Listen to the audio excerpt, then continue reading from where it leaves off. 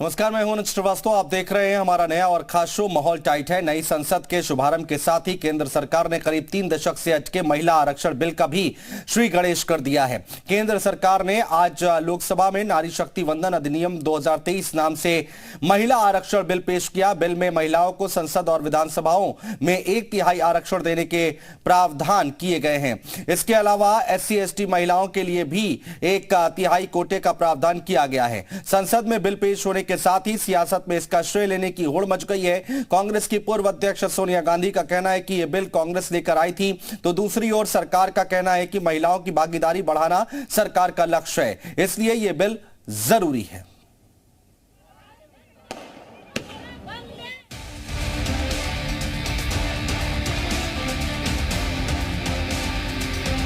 मानव जाति की विकास यात्रा में उस नए पड़ाव को अगर प्राप्त करना है, राष्ट्र के विकास यात्रा में हमने नई मंजिलों को पाना है, तो यह आवश्यक है कि विमेन लेड डेवलपमेंट को हम बल दें।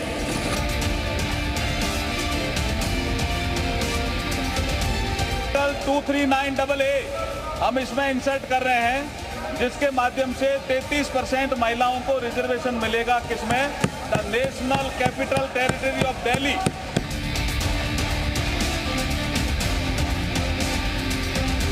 डॉक्टर मनमोहन सिंह की सरकार के वक्त जो ये बिल आया वो आज तक जीवित है, आज तक जीवित है, राज्यसभा में पास हुआ है।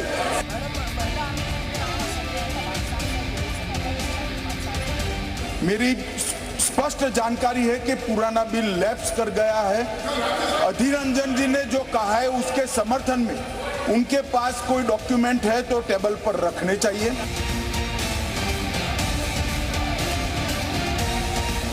महिला आरक्षण बिल प्रस्तुत किया जाएगा, जिसके पक्ष में BSP सहित अधिकांश पार्टियां भी अपना मत देंगी।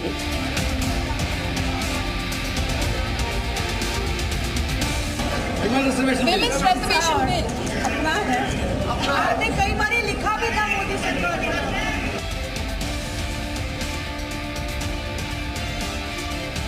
जिनका रिप्रेजेंटेशन या उनको रिप्रेजेंटेशन मिलना चाहिए ना, तो इस बिल में सबसे बड़ी खामी यह है कि इसमें OBC महिलाओं को और मुस्लिम महिलाओं के लिए कोई कोटा नहीं रखा गया, इसलिए हम इस बिल के खिलाफ हैं।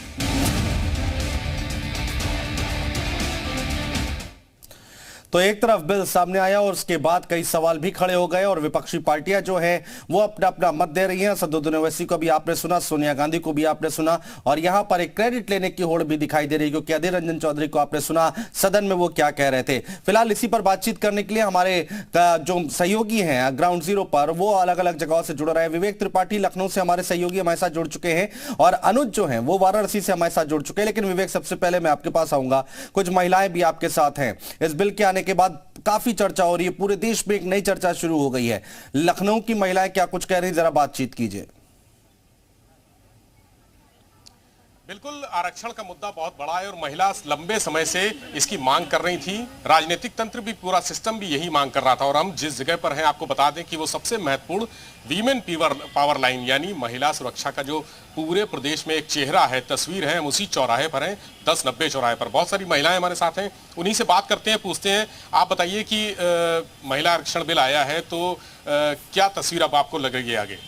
See, first of all, this is a very moment of pride for all we women, because जहाँ पे महिला आबादी 50% है, वहाँ पे महिलाओं के लिए 33% का आरक्षण होना, रिजर्वेशन होना, ये अपने में बहुत बड़ा अचीवमेंट है।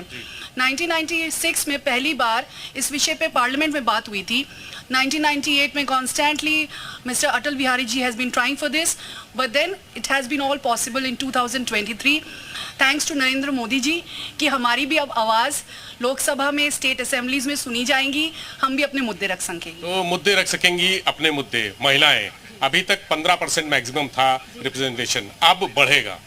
33% का बिल पास हो गया है, तो उसके लिए हम लोग अपने सब धन्यवाद देना चाहते हैं पार्टी को और अपने प्रधानमंत्री जी को कि उन्होंने महिलाओं के लिए इतना सोचा और आज हम महिलाएं बाहर निकल के अब इतना कुछ आगे बढ़ने के लिए महिलाओं के लिए सोचा गया, तो उनके लिए धन्यवाद देना चाहते हैं। लेकिन देखा जा रहा है कि जिस तरह से महिलाओं के लिए सुविधाएं दी जा रही हैं, उनको आगे बढ़ाया जा रहा है, वो महिलाएं बहुत ज्यादा आगे आ नहीं रही हैं। आरक्षण ठीक है 33%, लेकिन जब आरक्षण नहीं था तब भी उनकी संख्या यूपी में देखें, प्रदेश में, राज्यसभा में देखें, लोकसभा में देखें, कम ही है।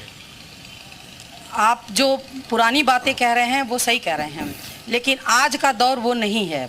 आज महिलाएं इतनी ज़्यादा हैं कि उनके लिए अब पद की कमी पड़ जा रही है, जॉब की कमी पड़ जा रही है, तो वो पुराना ज़माना बीत गया। आज की महिला बहुत ही आगे है और जो अभी हमें आरक्षण मिला है इससे तो हमारी ऊर्जा कई गुनी बढ़ गई है।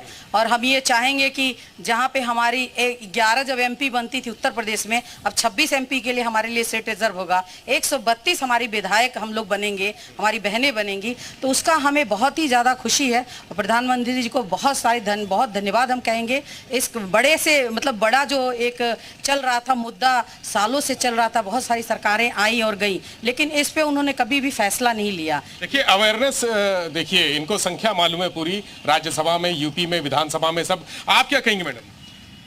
मैं क्या कहूँ, मैं इतना खुश हूँ। मैं यही कहूँगी कि महिलाएं अब अपने अधिकार के लिए लड़ सकती हैं। उनको 33% जो आरक्षण मिला है, तो अब तो वो कहीं भी खुलकर भी अपने लिए, अपने अधिकार के लिए मांग कर सकती हैं। अच्छा, आपको मौका मिला तो चुनाव लड़ेंगी? 100%। अगर टिकट मिला तो 100% चुनाव लड़ेंगे, क्योंकि जब 33% है तो महिलाओं के लिए, तो हम महिला ही तो है भैया, तो हम लड़ना चाहेंगे।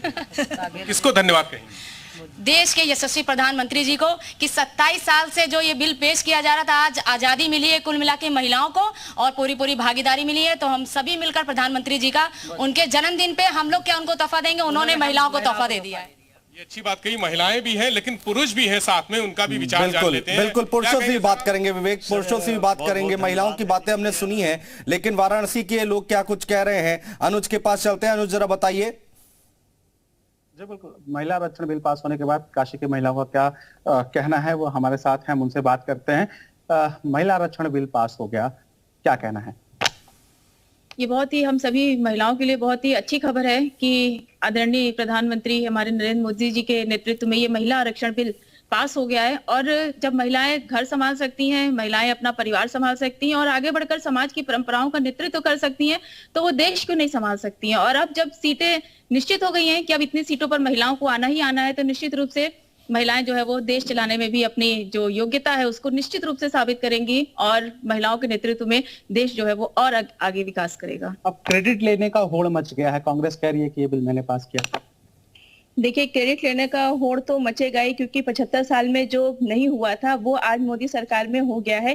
तो इस वजह से भी सारे लोग होड़ में मचे हुए हैं कि हमने किया। लेकिन जब उन्होंने ये क्रेडिट लेने की बात कही तो फिर वो उस समय कहाँ थे जब नहीं हो रहा था पास। आज जब मोदी सरकार में ये विधेयक पास हो गया है तो हम सारी महिलाएं भी बहुत खुश हैं और इसका पूरा का पूरा श्रेय सिर्फ और सिर्फ नरेंद्र मोदी जी को ही जाता है। अब कितना बदल जाएगी देश की सियासत इस बिल को पास होने के बाद? देखिए, देश की आज़ादी की इसमें जितना योगदान पुरुषों का था उतना महिलाओं का भी था, लेकिन उनको वो अधिकार नहीं मिला जो मिलना चाहिए था।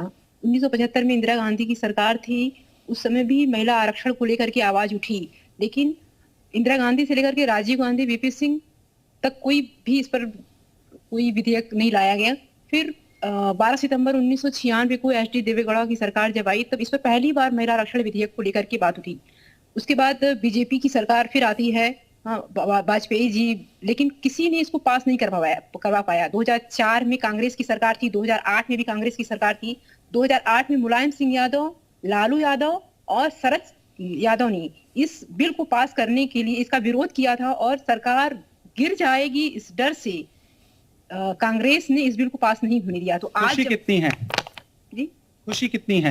आज हम लोग को बहुत ज्यादा है, क्योंकि 181 सीटें मिल जाएंगी लोकसभा में। अभी तक 81 सीटें हैं और राज्यसभा में 13% उनका है अधिकार। तो हर तीसरी सीट पर अगर महिला सांसद आती है तो ये वो महिलाओं के अधिकारों को तेजी से आगे उठा सकती है। 2024 चुनाव में गेम चेंजर होगा ये बिल?